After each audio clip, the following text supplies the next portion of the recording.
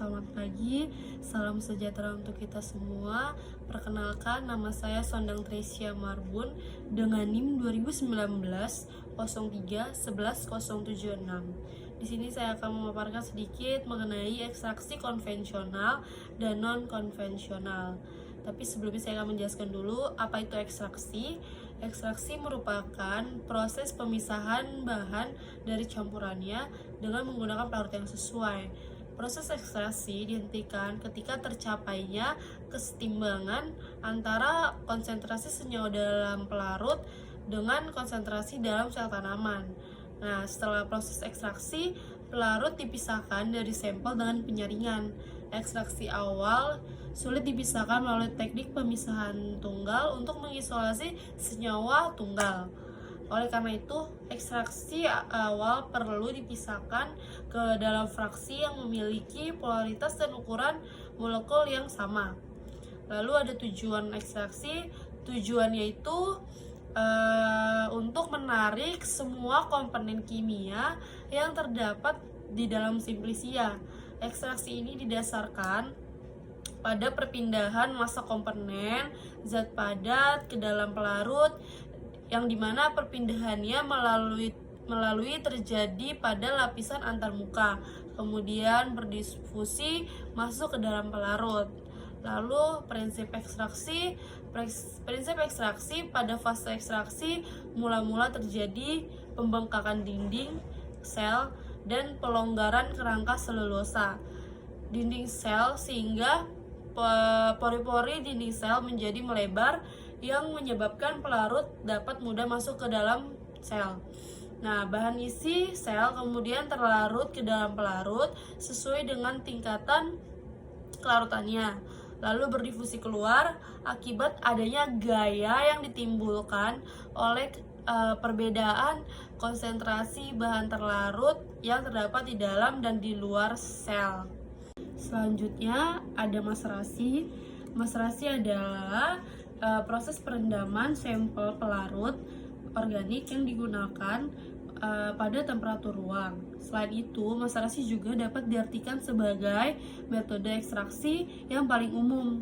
Dilakukan dengan cara memasukkan serbuk ke tanaman pada pelarut yang sesuai ke dalam suatu wadah inert yang ditutup rapat pada suhu kamar.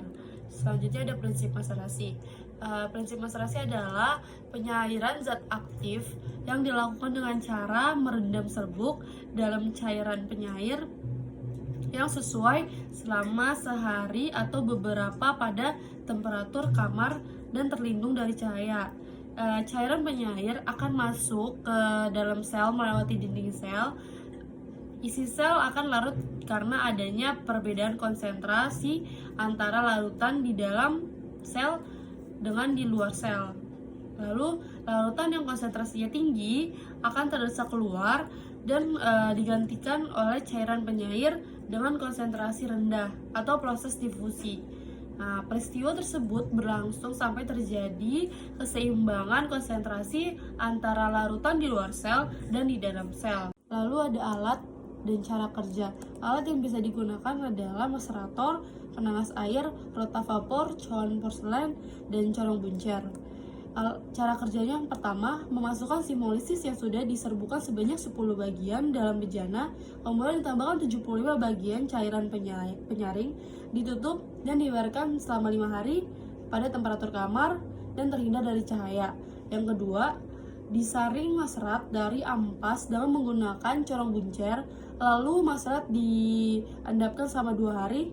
Yang ketiga, maserat dipisahkan dari endapan, kemudian diuapkan dalam cawan porselen di atas penangas air dengan rotavapor. Yang keempat, ekstrak kembali diendapkan dengan ditambahkan penyaring dan didiamkan selama 2 hari. Tahap yang terakhir adalah disaring dengan bantuan pipa penghisap.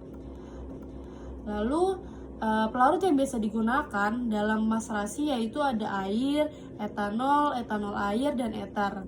Selanjutnya ada faktor yang mempengaruhi maserasi. Yang pertama, pengadukan. Dilakukan dengan arah dan kecepatan yang konstan. Yang kedua, ada pemanasan suhu. Pemanasan suhu ini harus sesuai dengan panduan, yaitu sekitar 60 derajat Celcius agar hasil yang didapatkan bisa maksimal. Yang ketiga, ada pemerasan yang maksimal. Pemerasan yang maksimal ini mampu mendapatkan hasil yang banyak dan mengurangi penambahan air dari luar. Yang keempat, ada ukuran serbuk simplicia. Ukuran serbuk simplicia ini apabila serbuknya terlalu kecil, maka proses penyaringannya tidak maksimal sehingga mempengaruhi hasil ekstraknya. Lalu ada kekurangan dan kelebihan dari maserasi. Kelebihannya ini peralatannya yang sederhana. Kalau kekurangannya, waktu yang diperlukan untuk mengekstrak sampel cukup lama. Cairan penyair yang digunakan lebih banyak, tidak dapat digunakan untuk bahan-bahan yang teksturnya keras seperti benzoin, tirax, dan lilin. Ada juga kerugian utama dari metode maserasi ini, yaitu dapat memakan banyak waktu, pelarut yang digunakan cukup banyak, dan besar kemungkinannya beberapa senyawa dapat hilang. Selain itu, beberapa senyawa mungkin saja akan sulit diekstraksi pada suhu kamar. Namun di sisi lain, metode maserasi dapat juga menghindari resiko rusaknya senyawa-senyawa dalam tanaman yang bersifat termolabil.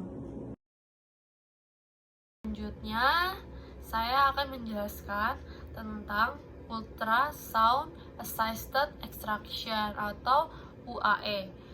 Ultrasound assisted extraction adalah salah satu metode ekstraksi berbantu ultrasonik. Gelombang ultrasonik adalah gelombang suara yang memiliki frekuensi di atas pendengaran manusia. Metode ekstraksi ini digunakan untuk memperoleh kandungan antioksidan yang lebih tinggi dengan waktu yang relatif singkat. Selanjutnya ada tujuan metode ekstraksi menggunakan gelombang ultrasound assisted extraction atau UAE ini untuk mempercepat proses ekstraksi. Selanjutnya ada mekanisme dan cara kerja. Cara kerjanya yang pertama, preparasi sampel dengan merendam dan diserbukan, lalu dilakukan grinding dan sieving. Yang kedua, dicampurkan dengan pelarut dengan waktu kurang lebih 80 menit. Yang ketiga, dimasukkan ke dalam mesin ultrasonic assisted extraction generator. Yang keempat, hasil yang sudah didapatkan akan diuap, kemudian didapatkan hasil ekstraksinya. Lalu mekanisme metodenya menggunakan kativasi akustik untuk memproduksi gelombang akativasi untuk menghasilkan gaya gesek yang tinggi. Hal tersebut akan membantu merusak dinding sel sehingga pelarut dapat masuk ke dalam bahan yang meningkatkan kontak antara pelarut dengan senyawa yang akan diekstraksi.